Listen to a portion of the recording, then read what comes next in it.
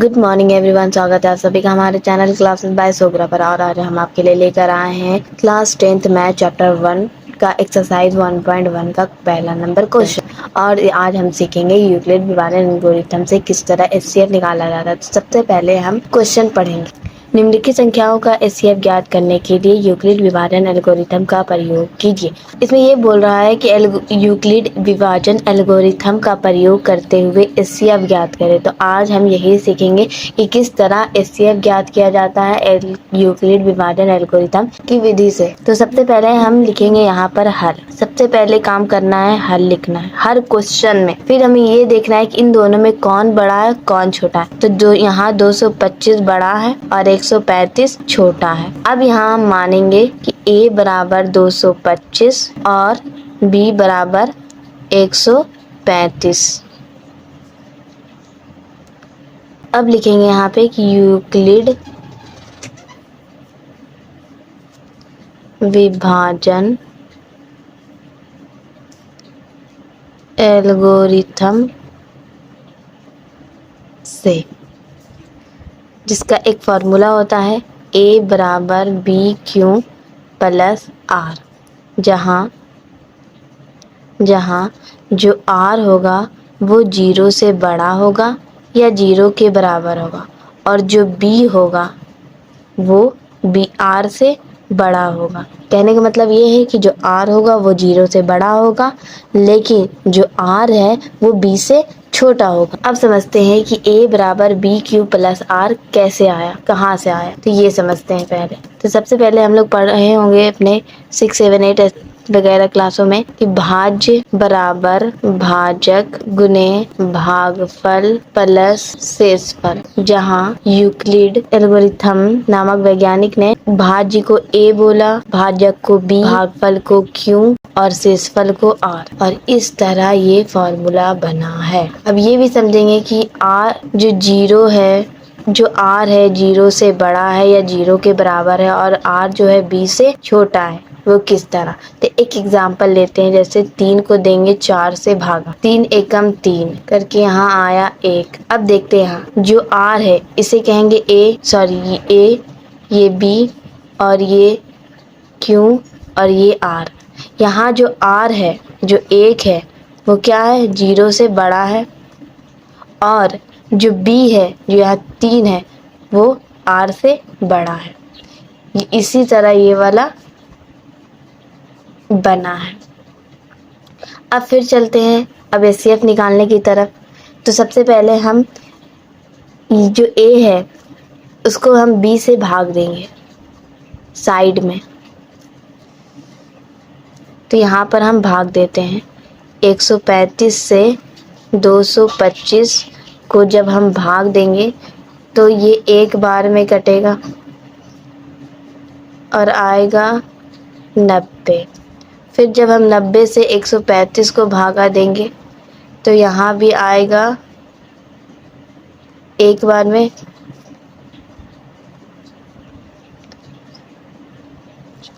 फिर 45 से भागा देंगे 90 को, यहाँ पे ले लेते हैं 45 से भागा देंगे 90 को, तो ये 2 बार में कटेगा।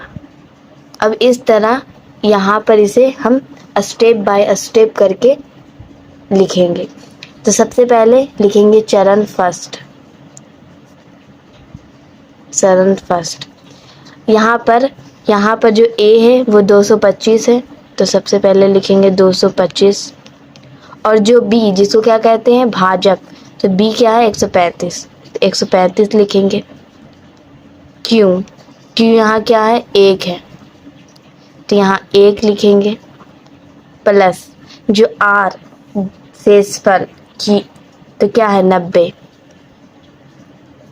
अब उसी तरह अब यहाँ पे एक बात और नोट करना है कि ये एक चरण में ख़त्म नहीं होगा जब तक r का मान 0 ना आ जाए।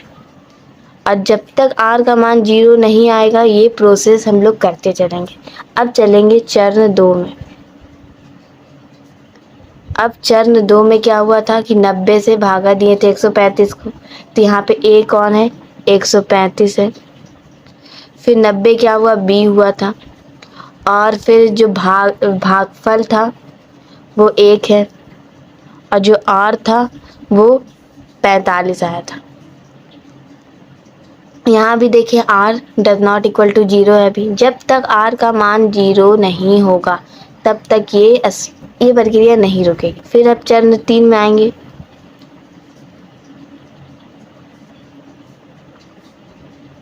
अब यहाँ पे आएगा a है जो 90 बनेगा और फिर इसे 45 से भाग दे रहे थे, भागफल 2 आया और शेषफल क्या आया, यहाँ पे 0। कहने का मतलब है कि यहाँ पे 0 आया। तो ये 0 जब आ गया तब यहाँ पे प्रक्रिया रुक जाएगी और अतः हम कह सकते हैं कि लिखेंगे यहाँ पे कि 135 और 225 का HCF 45 है। अब इसी तरह दूसरे क्वेश्चन को सॉल्व करेंगे। तो इसमें सबसे पहले हम हल लिखेंगे। मैंने बताया हर क्वेश्चन में सबसे पहले हल लिखें, फिर अब दोनों में डिसाइड करें कि कौन बड़ा है कौन छोटा है। तो जो बड़ा है उसको पहले लिखेंगे और जो छोटा है उसको उसके बाद लिखेंगे और बड़ा का निशान लगा के। अब यहाँ पे मान लेंगे कि a बराबर 0 और b बराबर 196। अब लिखेंगे यहाँ पे यूक्लिड विभाजन एल्गोरिथम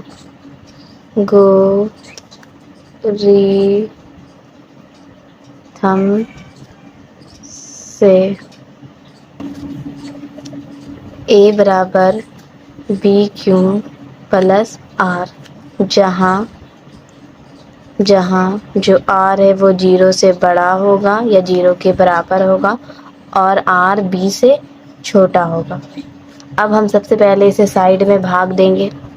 यहाँ पर मैंने भाग दे दिया, 196 से भाग दिए इसको तो 195 आया। अब इसे हम स्टेप बाय स्टेप लिखेंगे और यहाँ 0 आ गया है। चरण फर्स्ट लिखेंगे 38220 बराबर 196 गुने 195 प्लस 0। जब r का मान डायरेक्ट 0 आ रहा है तो यहीं पे आंसर आ जाएगा। तो लिखेंगे यहाँ पे कि अतः 196 और 38220 में 38,220 का माशा SCF 196 होगा। अब चलते हैं तीसरे क्वेश्चन की तरफ। सबसे पहले हल लिखेंगे। अब डिसाइड करेंगे कौन बड़ा है कौन छोटा है। तो इसमें 867 बड़ा है 225 से। अब यहाँ मानेंगे कि a बराबर 867 और जो बड़ा रहेगा उसे a मानेंगे, जो छोटा रहेगा उसे b मानेंगे, 225। अब यहाँ लिखेंगे यूक्लिड विभाजन एल्गोरिथम से, जहाँ a बराबर BQ प्लस R है। जो R है वो 0 से बड़ा है या 0 के बराबर है और B से छोटा है। जहाँ अब सबसे पहले हम इसको इससे भागा देंगे। यहाँ पे 225 भागा 867, 3 बार में 765, एक आएगा 102 आएगा। फिर इससे इसको भागा देंगे 2 बार में लगेगा।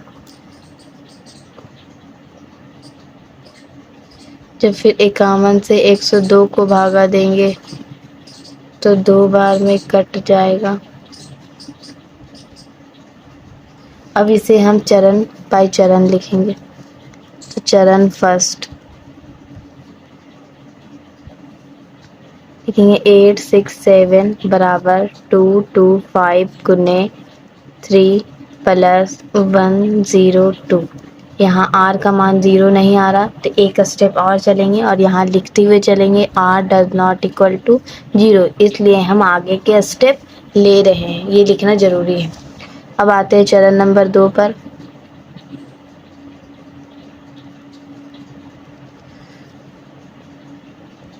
टू टू फाइव, जिसको भाग दिए थे 102 से तो b बना, और फिर ये 2 बार में लगा, भागफल इसका 2 हुआ और बच्चा शेषफल 51, जहाँ r does not equal to 0, और इसलिए एक स्टेप और लेते हैं, देखते हैं कि अब आता है कि नहीं 0। तो एक चरण और लिए 3, जहाँ 102 को भाग दिए थे 51 से तो a बराबर हो गया 102, b बराबर हो गया 51, भागफल मतलब q बराबर हो गया 2 और शेषफल बचा 0। जहाँ r का मान 0 आ जाए तो HCF का मान आ जाता है। तब अतः हम लिखेंगे कि जो b होता है वो HCF होता है। तो अतः जो b होता है वो HCF का मान होता है जब r का मान 0 आ जाए। अतः 8 6 7 और 2 2 5 का HCF यानी माशा 51 होगा। अब समझते हैं दूसरे क्वेश्चन को। दर्शाइए कि कोई भी धनात्मक विषम पूर्णांक 6q+1 या 6q+3 या 6q+5 के रूप का होता है जहाँ q कोई पूर्णांक है। सबसे पहले यहाँ पे ये समझेंगे कि विषम किसे कहते हैं और सम किसे कहते हैं, माने कौन सी संख्या विषम होती है, कौन सी संख्या सम होती है। तो जिस संख्या के लास्ट में 1 हो, 3 हो, 7 हो, 5 हो, 9 हो, ये सारी संख्याएं क्या होती है, विषम होती है। और जिस संख्या के लास्ट में 2 हो, 4 हो, 6 हो, 8 हो, 0 हो, अगर उसके किसी संख्या के लास्ट में ये अंक हैं तो वो सम होती है। अब हम इस क्वेश्चन को हल करते हैं। सबसे पहले हम हल लिखेंगे यहाँ पर और मानेंगे कि माना कि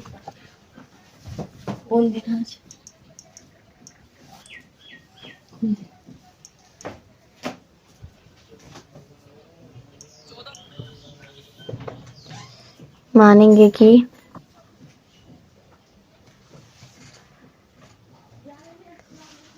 सबसे पहले हल लिखेंगे। माना कि ए कोई एक विषम धनात्मक पूर्णांक है और b बराबर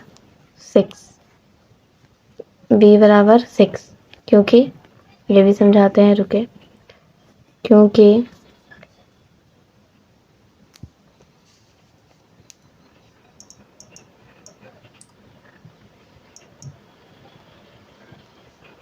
क्योंकि पूर्णांक के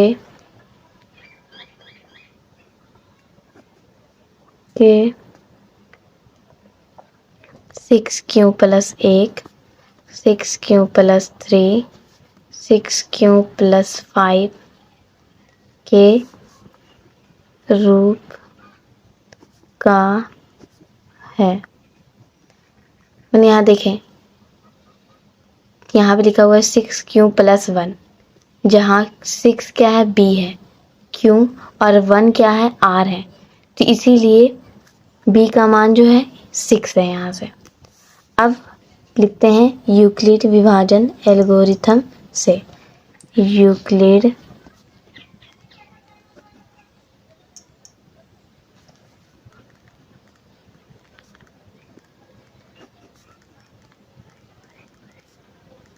एल्गोरिथम से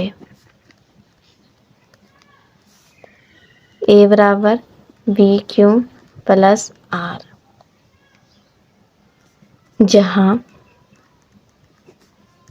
जो आर है वो 0 से बड़ा है या 0 के बराबर है और बी से छोटा है। अब यहाँ पे लिखते हैं ए बराबर बी का मान तो यहाँ 6 था, 6 क्यू प्लस आर, इसे मान लेते हैं समीकरण फर्स्ट। अब हम यहाँ आर का मान मानेंगे, तो आर बराबर 0, 1 2 3 4 5, आर का इतना मान हम माने 0 से लेके 5 तक।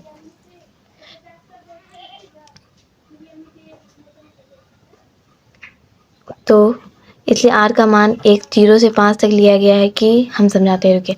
जो आर है, यहाँ जो आर है वो क्या है, 0 से बड़ा है या 0 के बराबर है, इसलिए इसका मान 0 के बराबर से शुरू किया गया और 0 से 1 बड़ा है, उससे 2 बड़ा है, उससे 3 बड़ा है।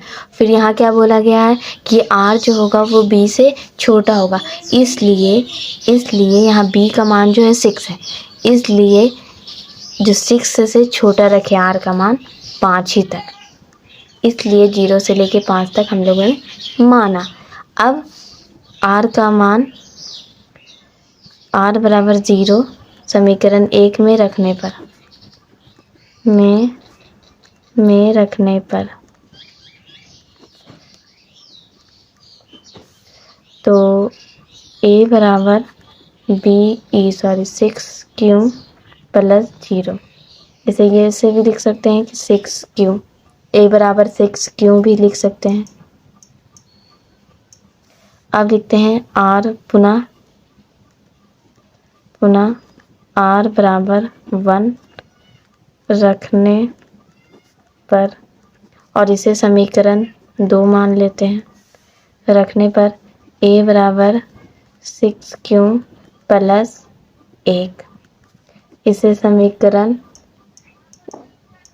2 मान लेते हैं। फिर पुनः आर बराबर 2 रखने पर, तो ए बराबर 6 क्यू प्लस का 2,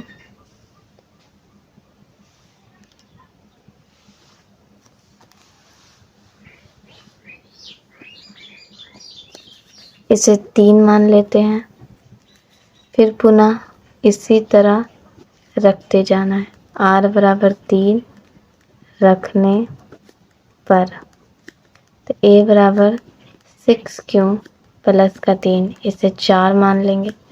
फिर पुनः इसी तरह आर बराबर 4 रखने पर तो ए बराबर 6 क्यू प्लस का 4, इसे 5 मान लेंगे। पुनः इसी तरह आर बराबर 5 रखने पर ए बराबर 6 क्यू प्लस का 5, जिसे हम 6 मान लेते हैं। यहाँ तक समझ में आ गया?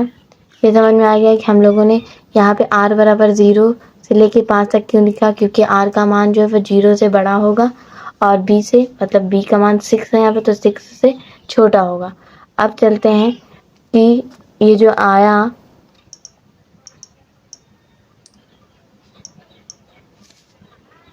यहाँ पे जो आया है, देखिए यहाँ जो 1 है, लास्ट में 1 आया तो ये एक विषम पूर्णांक है, लास्ट में 3 आया तो ये एक विषम पूर्णांक है, यहाँ लास्ट में 2 आया तो ये सम पूर्णांक है, यहाँ लास्ट में 4 आया तो ये भी सम पूर्णांक है, और लास्ट में 5 आया तो ये एक विषम पूर्णांक है। तो अतः हम कह सकते हैं, अतः जो 1 है, जो इस क्वेश्चन में जो 1 है, 3 है और 5 है, ये विषम के रूप में है।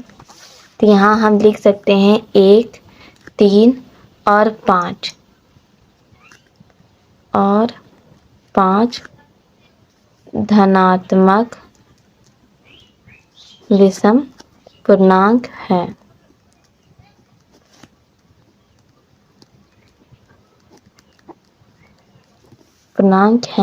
इसलिए इसलिए 6 प्लस का 8, 6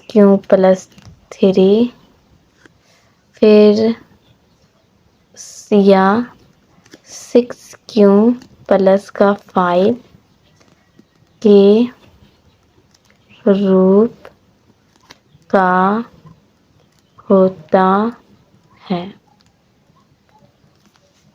अगर ये क्वेश्चन आपको समझ में आई होगी और ये वीडियो में आपको पसंद आई होगी तो प्लीज़ वीडियो को लाइक करें और चैनल को सब्सक्राइब करें। मिलते हैं अगली वीडियो में नए चैप्टर के साथ, नए क्वेश्चंस के साथ।